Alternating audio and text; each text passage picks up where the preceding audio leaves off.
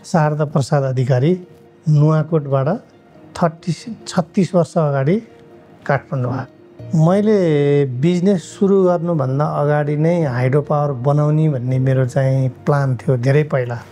त्यो मेरो पार्टनरसिपमा थियो नेपाली नै, तर मेरो त्यो पार्टनरसिपमा चाहिँ राम्रोसँग जाने जस्तो देखेन, त्यो भएर मैले त्यो प्रोजेक्ट छोडिदिएँ।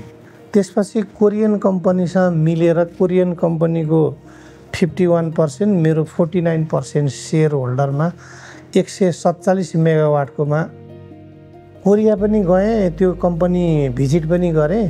त्यसपछि उनीहरूलाई ल्याएर यहाँ इस्टाब्लिस गराएँ, तर पछि उनीहरूले चाहिँ त्यो धोका दिए। त्यो प्रोजेक्टै कोल्याप्स भयो, कोरियन पनि गयो, मैले पनि छोडिदिएँ। त्यसपछि म अब हाइड्रो पावर गर्दिनँ भन्नेमा पुगेँ।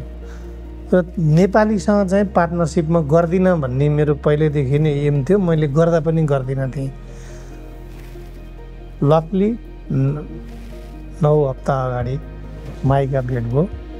माइकासँग फर्स्ट टाइम जुन ढङ्गको कुरा भयो, त्यसले चाहिँ माइकाको पास्ट हिस्ट्री पनि मैले चाहिँ सुनेँ, मेरो पनि सुनाएँ। त्यसपछि दुइटैको चाहिँ एकदम त्यो मिलन बिन्दु एउटा ठाउँमा पुगेर के गर्छौँ हामीले भन्ने चाहिँ भित्र फिलिङ आयो। त्यो भएर अगाडि बढेँ। मैले यो पैसालाई भन्दा पनि रिलेसनलाई चाहिँ महत्त्वपूर्ण ठान्छु। त्यसले यो पैसाको यो इक्विटीको पार्टले चाहिँ हामीलाई केही पनि असर गर्दैन। जुन ठाउँमा आज हामी गएर आयौँ त्यो ठाउँमा हामीले डेभलप गऱ्यौँ भने त्यो हाम्रो छुट्टै राज्य जस्तो हुन्छ। त्यसमा हामीले यो मात्रै होइन, अरू प्यारलल हाइड्रो पनि डेभलप गर्न सक्छौँ। त्यो इनर्जी चाहिँ हामीले चाइना सेल गर्न पनि सक्छौँ। त्यो चाइना पनि धेरै नजिक छ त्यहाँबाट।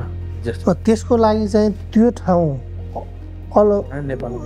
नेपालको लागि भन्दा पनि त्यहाँबाट जेनेरेट भएको रेभिन्यूबाट जुन 10% छ, त्यो त्यही ठाउँको विकासको लागि खर्च गर्ने मेरो इच्छा हो।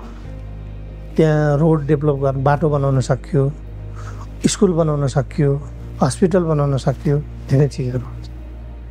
यो सुरुवात भयो, अब अगाडि बढ्ने हो।